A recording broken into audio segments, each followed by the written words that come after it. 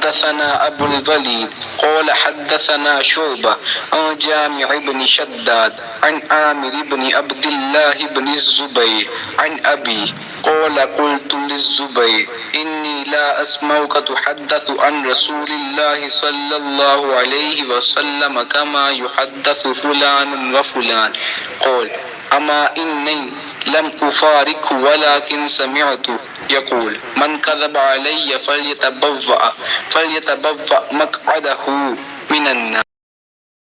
میرا پیمبر عظیم تر ہے، میرا پیمبر عظیم تر ہے، میرا پیمبر عظیم تر ہے،